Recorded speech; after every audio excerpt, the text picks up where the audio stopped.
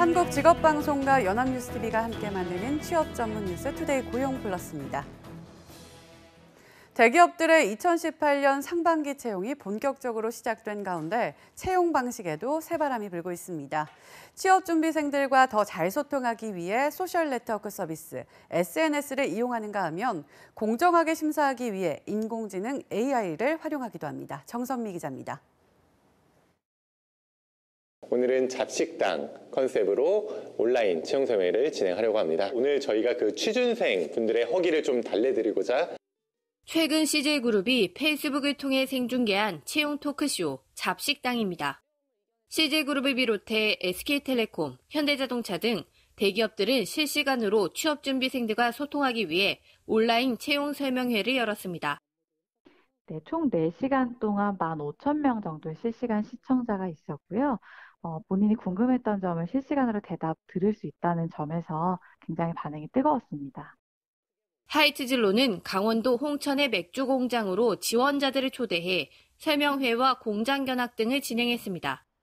인재를 찾기 위해 최신 기술을 활용하기도 하는데 롯데그룹은 서류 전형에서 인공지능, AI 시스템을 도입했습니다. AI 도입을 통해서 사람의 주관이 개입할 수 있는 부분을 최소화하여 보다 객관적이고 공정성을 높일 수 있고 또한 본인이 작성했는지 여부도 표절 검사를 통해 확인할 수 있습니다.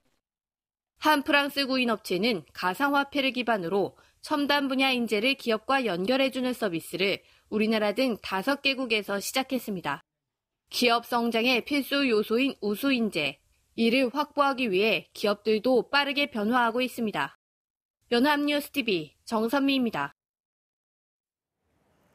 우리나라가 미국의 철강 관세 폭탄을 일단 피했지만 아직 완전히 피한 것은 아닙니다. 협상 시한을 한 달 더 벌었다는 게 정확한 표현인데요. 이 기간 미국이 철강 관세를 무기로 오히려 한미 자유무역협정 개정 협상에 더 센 요구를 내놓을 것으로 전망됩니다. 이경태 기자입니다. 미국 정부가 한국산 철강에 대한 20% 관세 부과 명령 발효를 하루 앞두고 4월 말까지 연기하는 조치를 발표했습니다.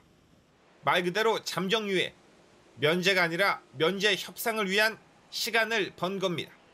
한국을 포함한 7개 잠정유예국들은 이 기간 어떤 조건을 맞춰야 영구 면제를 받을 수 있는지 미국과 협상을 해야 합니다. 미국 정부는 북미 자유무역협정, 나프타 회원국인 캐나다, 멕시코도 나프타 재협상 완료를 조건으로 철강 관세를 잠정 유예해 줬습니다. 우리 역시 한미 FTA 협상을 철강 관세 면제와 연계해 진행할 것으로 예상되는 대목입니다. 한마디로 한미 FTA에서 어느 정도 양보하는지 보고 철강 관세 폭탄을 영구 면제할지 여부를 결정하겠다는 더 고단수의 압박인 겁니다. 관세 잠정유예 조치로 철강업계는 일단 안도하고 있지만 미국 측의 공세가 집중된 자동차 업계는 철강 관세 폭탄의 불똥이 옮겨 붙지는 않을지 우려하고 있습니다. 한국은 작년 안에 미국의 자동차와 부품을 수출해 177억 달러의 흑자를 냈지만 철강 수출로 벌어들인 돈은 32억 달러로 자동차 수출의 6분의 1 수준입니다. 결국 작은 것을 내주고 더 큰 것을 얻겠다는 미국의 전략이 분명해진 만큼 여전히 앞길은 험난하고 진짜 승부 역시 지금부터란 관측이 나옵니다. 연합뉴스TV 이경태입니다. 분양가가 14억 원에 달하는 강남 재건축 아파트의 특별공급 당첨자에 10대가 포함된 것으로 알려졌습니다. 중도금 대출도 불가능한데 대체 수억 원이 넘는 현금을 어떻게 동원할 수 있을까요? 부모 돈으로 편법 청약을 했을 가능성이 있다는 지적이 나오면서 금수저 청약이라는 말까지 나오고 있습니다. 정주희 기자입니다. 개포 8단지 재건축 아파트 DH자이 개포의 특별공급 당첨자 현황입니다. 만 19세 최연소 당첨자가 눈에 띕니다. 1999년생인 김 씨는 장애인 추천 특별공급으로 분양가 최고 14억 원에 달하는 전용 면적 84제곱미터 타워형에 당첨됐습니다. 계약금만 1억 원이 넘고 6차례에 나눠내야 하는 중도금도 한 회당 최소 1억 2천만 원 수준입니다. 이 지점에서 금수저 논란이 불거졌습니다. 최소 7억 원 이상의 현금이 필요한 데다 중도금 대출까지 불가능하다는 점에서 만 19세인 청약자가 본인 소득만으론 동원하기 어려운 규모란 겁니다. 김 씨 외에도 모두 105명을 선정한 기관 추천 당첨자에는 1994년생과 1991년생 등 30세가 안 된 이들이 다수 있었습니다. 취약계층의 내 집 마련을 돕기 위한 특별 공급 제도가 금수저들의 청약 수단으로 전락했다는 지적도 나오고 있습니다.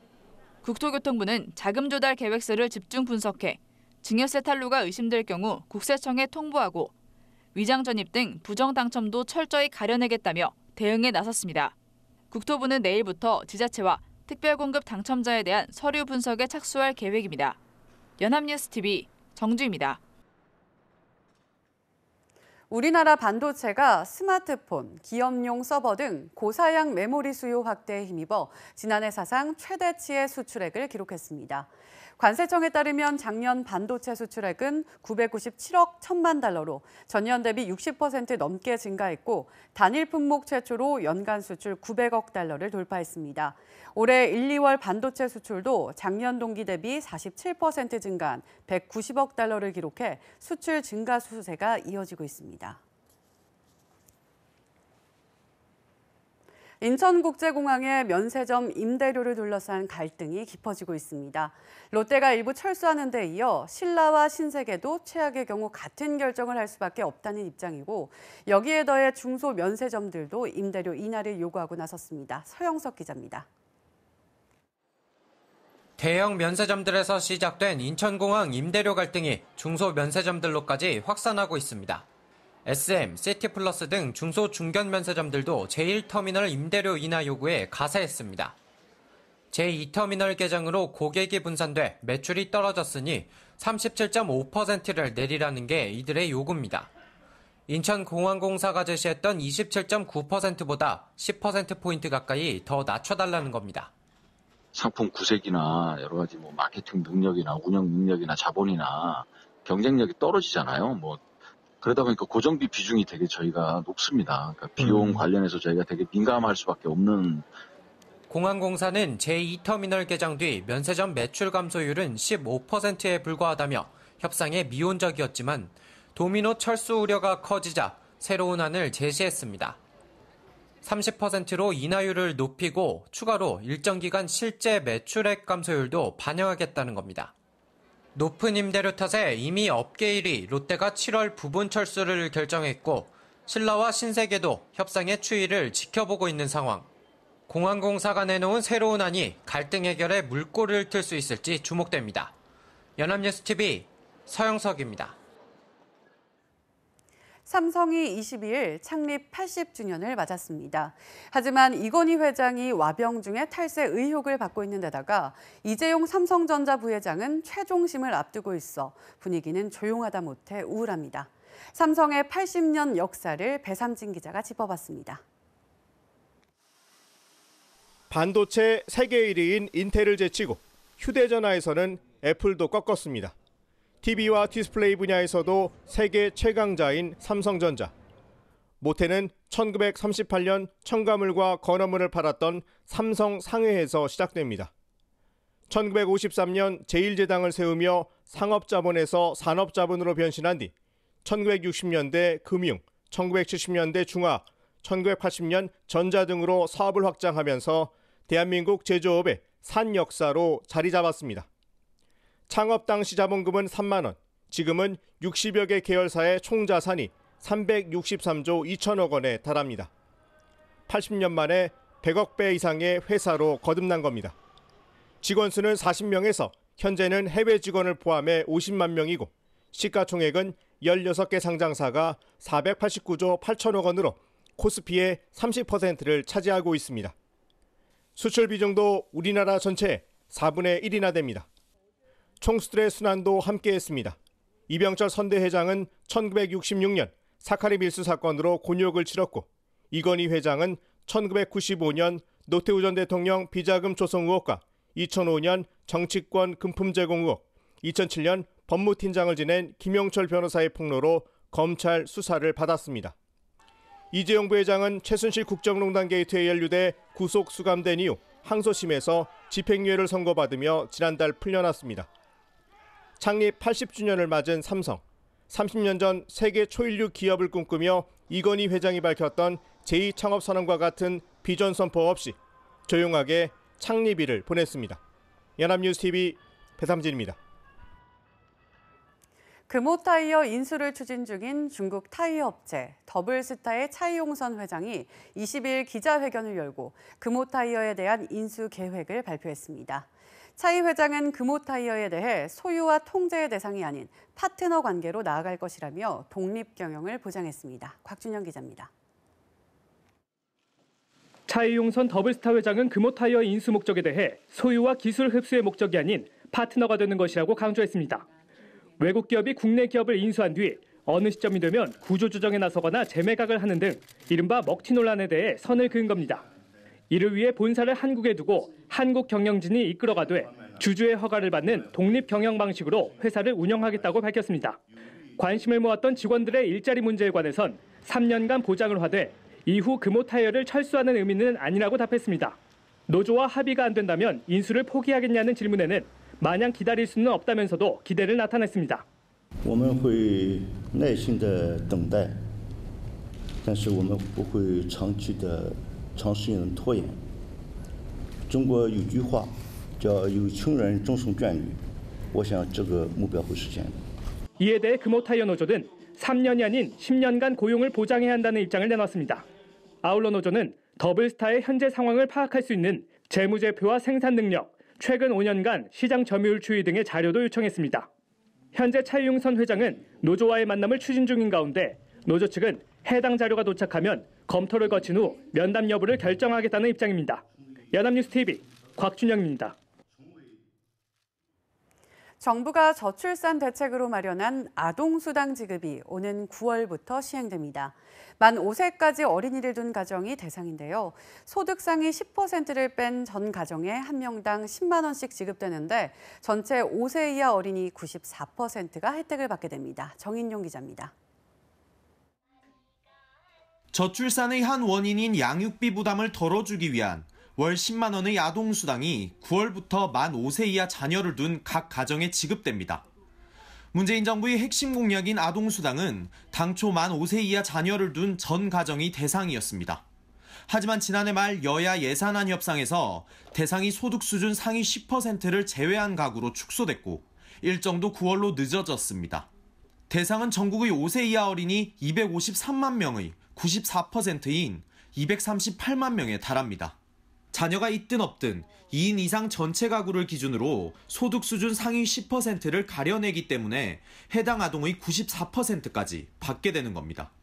상위 10%를 가르는 선정 기준액은 당국이 통계청 자료와 건강보험, 국세청 데이터를 토대로 다음 달 초 발표됩니다. 다만 소득 수준이 하위 90%에 속하더라도 아동수당 지급으로 지급 대상 범위를 벗어나게 되면 10만 원보다 적은 금액을 받을 수 있습니다. 다른 목적으로 아동수당을 쓰는 것을 막거나 지역 경제에 보탬이 될 수 있게 지방자치단체는 지역 내 유통되는 상품권으로 지급할 수도 있습니다. 반면 아동발달 지원 계좌를 통해 수당을 받는 보호시설 아동 등은 현금으로만 받습니다. 연합뉴스TV 정인용입니다.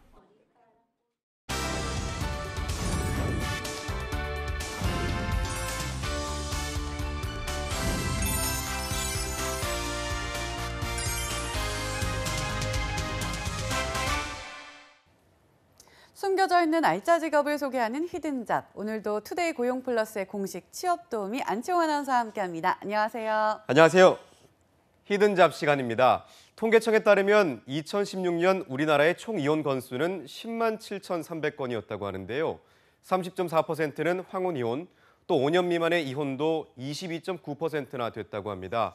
이 중에는 사소한 오해나 갈등으로 인해 이혼을 하는 경우도 상당수라고 하는데요.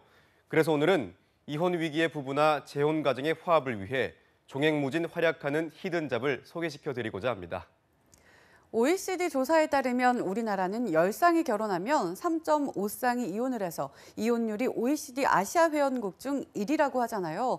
지금 이 시점에 꼭 필요한 직업일 것 같은데 어떤 직업인가요? 네, 바로 부부심리 상담사입니다. 부부심리 상담사는 사소한 갈등과 오해로 이혼 위기에 봉착한 부부에게 상담을 통해 유대감과 상호 협력적인 태도를 형성해서 다시 행복한 부부 생활을 꾸려나갈 수 있도록 도와주는 전문 심리 상담사를 이야기하는데요. 부부를 내담자로 상대하는 만큼 실제 결혼 생활에 경험이 있는 사람을 선호하기 때문에 육아나 조기 퇴직으로 경력이 단절된 중년들이 선택하기에 좋은 직업 중 하나라고 합니다. 또 2007년부터는 이혼 숙려 제도가 생기면서 숙려 기간 동안 상담을 받는 부부들도 늘고 있어서 전망 역시 아주 밝은 편이라고 하네요. 그렇군요. 그렇다면 부부 심리 상담사가 되기 위해선 어떻게 해야 하나요? 네, 우선 부부 심리 상담사가 되기 위해서는 한국자격중앙협회에서 발급하는 부부 심리 상담사 자격증을 취득하는 것이 좋습니다. 급수는 1급과 2급으로 돼 있는데요. 먼저 낮은 등급인 2급은 별도의 자격 요건 없이 만 18세 이상의 성인이라면 누구나 응시가 가능하다고 합니다. 필기시험 단계에서 부부치료, 재혼가족 심리치료, 이혼상담학, 성심리학 치료 등 이렇게 4과목을 보게 되는데요. 4과목에서 모두 60점 이상을 받아야 통과가 된다고 합니다. 필기시험에 합격한 이후에는 부부심리상담사의 이론과 실제라는 실무과정평가가 있습니다. 실제 상담을 해보며 상담사로서의 능력을 검증받는 건데요. 하지만 온라인 강의 수강으로도 대체가 가능하기 때문에 큰 부담은 갖지 않으셔도 된다고 합니다. 그렇군요. 그럼 1급 자격증은 어떻게 취득할 수 있나요? 네, 이렇게 1급과 2급은 같은 과목에서 난이도만 다소 높아지는데요. 대신 응시 자격이 있습니다. 상담과 관련한 전공을 학사 이상 취득한 자로서 심리치료 이론, 교육심리, 심리평가 등 화면에서 보시는 과목 중 3과목 이상을 이수한 사람이어야 하는데요. 그렇지 않으면 상담심리, 교육심리, 청소년 상담 관련 석사 이상의 졸업자나 졸업 예정인 자여야 응시를 할 수 있다고 합니다. 그럼 심리 관련 전공자가 아니면 1급 자격증 시험에 응시를 아예 못하는 건가요? 아닙니다. 다행히 방법은 있습니다. 자격증 주관협회의 유관 전문 자격 교육기관에서 4과목 이상 강의를 이수하면 되는데요. 또 부부심리 상담사 자격증을 꼭 취득하지 않아도 일반 심리 상담 자격증을 가지고 있다면 취업에 큰 무리가 없다고 합니다. 그렇군요. 그럼 자격증을 취득한 뒤 주로 어디에 취업을 하게 되나요? 네, 이렇게 부부 상담이 필요한 곳이면 어디든 취업이 가능한데요. 부부 상담소는 물론이고 사회복지관이나 가정복지관, 보건소, 건강가정지원센터, 주부상담소, 정신과 등 다양한 곳에서 취업해서 활동하게 됩니다. 취업할 수 있는 영역이 많다는 점 역시 부부 심리 상담사의 장점이 되겠네요. 그러면 상담은 어떤 식으로 진행이 되는 건가요?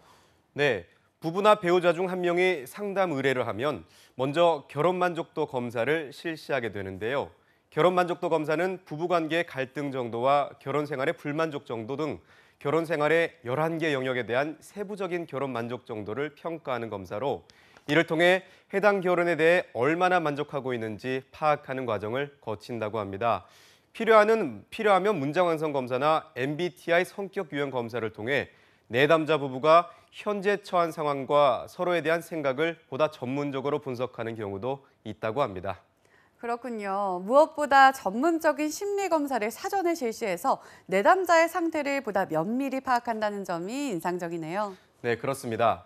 전문적인 심리 검사 후에는 대화 상담을 통해 부부의 본질적인 문제나 갈등 상황을 해결해서 부부 관계를 회복할 수 있도록 돕는데요.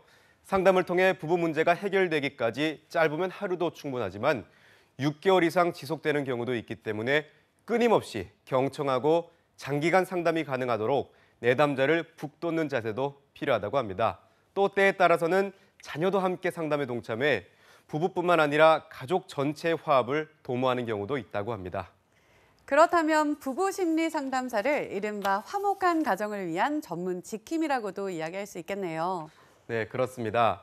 근무 조건도 상당히 좋은 편인데요. 기본적으로 부부 심리 상담사는 하루 8시간 근무를 원칙으로 하지만 직장을 다니며 상담을 병행하는 부부도 있기 때문에 때에 따라선 야간 심리 상담을 하며 스케줄을 탄력적으로 조정할 수도 있다고 합니다.